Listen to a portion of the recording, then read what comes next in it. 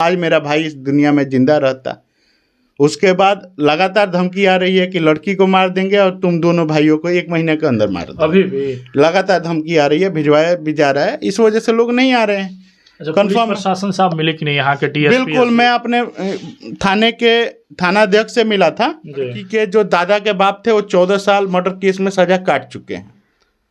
जो लड़की का दादा है ऑलरेडी कई मुकदमों में सजा काट चुका है।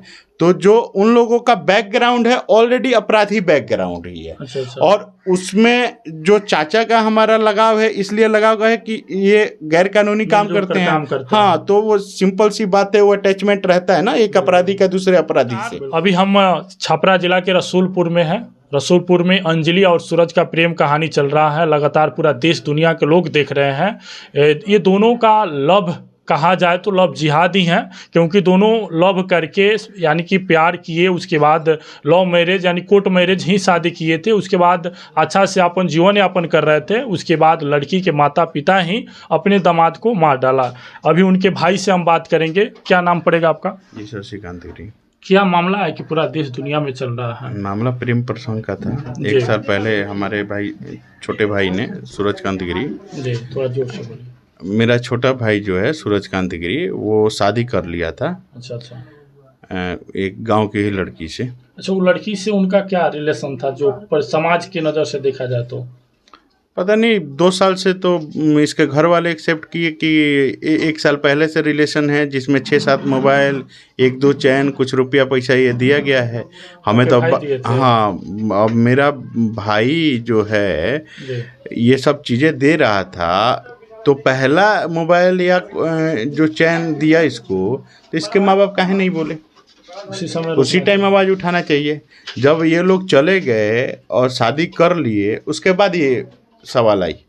उसके बाद भाई मेरा छोड़ के गया था एक मोबाइल। उस मोबाइल में पता चला कि जो लड़की के बड़े पिता हैं शशि भूषण गिरी, उनकी लड़की जो है अंशिका करके है, वो कई दफ़ा मतलब उसी ने सेट कराया था ये सारा मामला। लड़का और लड़की का भेंट कराया था, कई दफ़ा पैसे मांगी थी, उस पर पैसे का लेन देन का डिटेल भी है। और उस चैट में हम, अगर आप कहेंगे तो चैट हम साझा कर देंगे, जिसमें शशि भूषण गिरी ने कई दफ़ा अपनी पर्सनल बाइक की किस्त तक उस लड़के से भरवाई हुई थी। आपके भाई से? जी। अब इसको हम क्या नाम देंगे ये मुझे नहीं पता, लेकिन जो भी था हम उसको एक्सेप्ट नहीं कर रहे थे कि हाँ प्रेम प्रसंग में शादी करना, ये चीज़ को हम नहीं एक्सेप्ट कर रहे थे। लेकिन फिर भी जब 6 महीना बीत गया, छोटा भाई है, तो कहीं ना कहीं दिल पिघल गया। जब तक पता चला कि अंजलि प्रेग्नेंट भी है। अच्छा। आज जो लड़की शादी करने से पहले ना, शादी करने के बाद प्रेग्नेंट हुई है। अभी मैंने 7वां-8वां महीना चल रहा है, 1-1.5 महीने में उसकी डिलीवरी है जी। तो फिर हमें कहीं ना कहीं जैसे भी अपने मन को मनाना पड़ा और समझा के रुकना पड़ा। वहीं पे हम उसको माफ़ भी कर दिया। सूरज अंजलि का जो रिलेशन है, अगर समाज के नज़र से देखा जाए तो लोग कह रहा है कि बुआ भतीजा का रिलेशन था। जी, देखिए, अगर गांव के ही लोगों से आप पूछ लीजिए, गांव में तो खैर, गांव में तो आप जैसे किसी भी जाति के लोग रहते हैं तो एक तरह से रिलेशन ही है, चाचा बुआ चाहे कुछ कहा ही जाता है।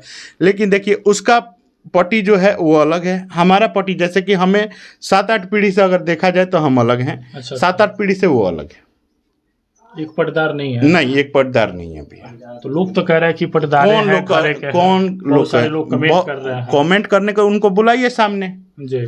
अब हम यहाँ पे हैं और हमें नहीं पता कि हम क्या हैं। हाँ, जो हत्या जो हुई है उसमें जो शामिल हैं वो मेरे चाचा हैं। आपके खास चाचा? हाँ, खास चाचा हैं, पापा के भाई हैं। हाँ, उनका एक रिश्ता इसलिए था कि वो दारू माफिया हैं। कौन दारू माफिया? ये जो लड़की के बड़े पापा हैं। अच्छा। ये ऑलरेडी कई जेलों में सजा काट चुके हैं। 6 महीना 4 महीना, सुपारी किलिंग में भी इंदौर में लास्ट 18 महीने के रहे हैं, और दमन में भी कई दफ़ा इन्होंने चैन स्नैचिंग, पैकेटमारी वगैरह में सजा काट रखी है। तो ये इनका जो बैकग्राउंड है वो अपराधी ही है। अच्छा। ठीक है। लड़की के जो दादा के बाप थे वो 14 साल मर्डर केस में सजा काट चुके हैं। जो लड़की का दादा है ऑलरेडी कई मुकदमों में साजा काट चुका है, तो जो उन लोगों का बैकग्राउंड है ऑलरेडी अपराधी बैकग्राउंड ही है। अच्छा। और उसमें जो चाचा का हमारा लगाव है, इसलिए लगाव है कि ये गैर कानूनी काम करते हैं। हाँ, तो वो सिंपल सी बात है, वो अटैचमेंट रहता है ना एक अपराधी का दूसरे अपराधी से। बिल्कुल। और हम अभी तक दिल्ली थे 2018-19 तक। 19 के बाद हमारा थोड़ा बहुत आना जाना हुआ, लेकिन कोरोना के बाद हम स्टेबल हो गए यहाँ पे। क्योंकि देखिए जो भी है मकान दुकान ये सब किराए पे होती है, और आप 1-1.5 साल बिता लीजिए तो वो भारी पड़ जाता है। तो कहीं ना कहीं हमारा थोड़ा सा मेडिकल इक्विपमेंट वगैरह का काम था जो कोरोना में चल गया था, तो हम सोचे कि यहीं सेटल हो जाते हैं। वो पहले से इनको खटक ही रहा था कि ये कहाँ रुके हैं, क्योंकि हमारे चाचा को जमीन वमीन को लेकर लालच थी मन में। वो सोच रहे थे कि ये लोग नहीं यहाँ रहेगा तो हम जमीन पूरा फिर भी चल रहा था जैसे तैसे।